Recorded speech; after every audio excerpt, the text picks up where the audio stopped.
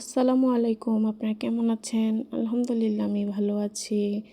আজ আমি রান্না করব মুরগির রোস্ট, সঙ্গে গরুর মাংস আলু দিয়ে, আর রান্না করব আম দিয়ে ডাল। আমি প্রথমে মুরগির টুকরোগুলো লাল লাল করে ভেজে নিলাম। অপর চুলায় আমি রোস্টের জন্য মশলা কষাচ্ছি। কষানো হওয়ার পরে আমি এক এক করে টুকরোগুলো দিয়ে দিব। দিয়ে আমি ভালো করে নাড়িয়ে চাড়িয়ে নিব।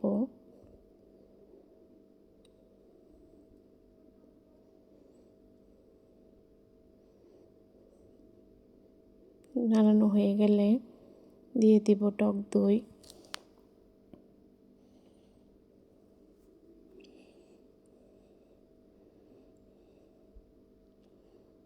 টক দই দিয়ে ভালো করে মিশিয়ে নিব। আমার রোস্টটা সবাই পছন্দ করে, বিশেষ করে আমার বাচ্চারা, আমার বোনেরা অনেক পছন্দ করে।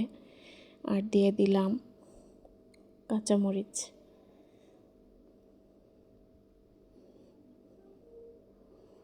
আমি মুরগির টুকরোগুলো ছোট ছোট করে নিয়েছি। এভাবে ছোট ছোট টুকরো করে নিলে মশলাটা মাংসের গায়ে ভালো করে লেগে যায়।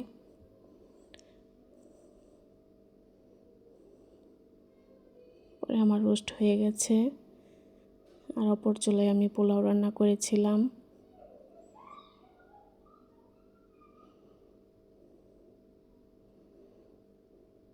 এখন আমি পোলাওটাকে একটু নাড়িয়ে দিব।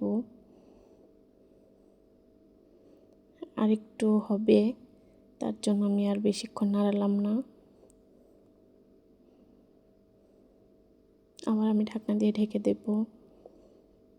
আর রান্না করেছিলাম গরুর মাংস আলু দিয়ে, পাতলা ঝোল।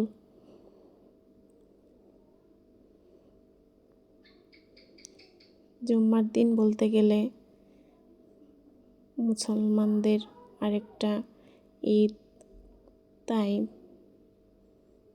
শুক্রবার দিন সবাই ঘরে ঘরে পোলাও, রোস্ট, গরুর মাংস রান্না করে ফ্যামিলি নিয়ে খাওয়ার জন্য।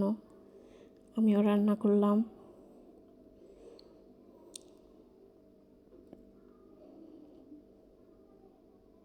আর ছিল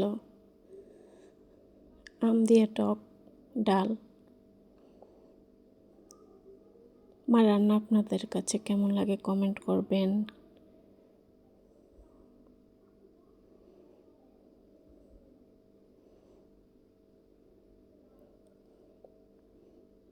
এরপর পরিবেশন করলাম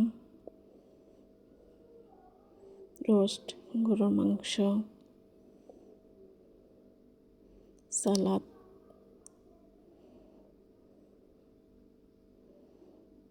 পোলাও,